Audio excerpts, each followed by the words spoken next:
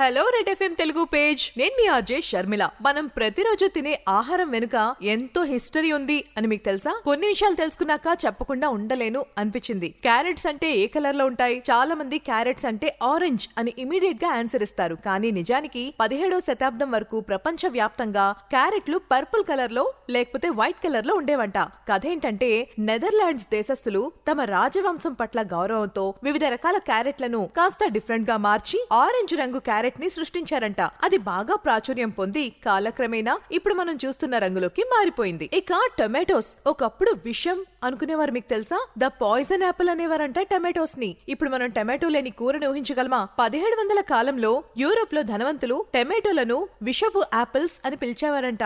Story ఏంటంటే అప్పట్లో ధనవంతులు లెడ్ తో చేసిన పల్లాల్లో తినేవారు. టొమాటోలో ఉండే ఆమ్లం ఏదైతే ఉంటుందో యాసిడ్ ఆ పళ్ళెంలో లెడ్ ని బయటకు తీసేది. అది తిని మనుషులు చనిపోయేవారు. తప్పు టొమాటోది అనుకుని చాలా కాలం తినడానికి భయపడ్డారు. కానీ పేదవారు చెక్క పళ్ళాల్లో తినడం వల్ల వాళ్ళకి ఏమీ కాలేదు. అలా నెమ్మదిగా టొమాటో సేఫ్ అని అందరికీ అర్థమైంది. ఇక బనానా ఒక వింత ప్రయాణమే దీంది. మనం ఇప్పుడు తినే అరటిపండు పేరు క్యావెండిష్. దీనికంటే ముందు గ్రాస్ మిచెల్ అనే రకం ఉండేది. కానీ ఇప్పుడున్న దానికంటే చాలా తీయగా అద్భుతంగా మంచి వాసనతో ఉండేదంట.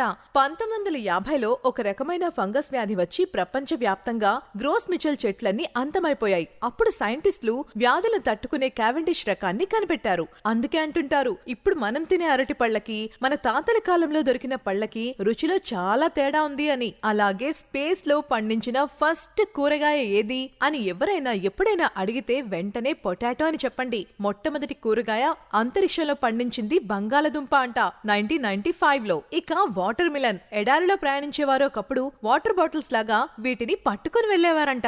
ఇదండి అమేజింగ్ ఫుడ్ ఫ్యాక్ట్స్. మళ్ళీ కలుద్దాం ఆశ్చర్యకరమైన విషయాలతో. చూస్తూనే ఉండండి రెడ్ ఎఫ్ఎం తెలుగు పేజ్.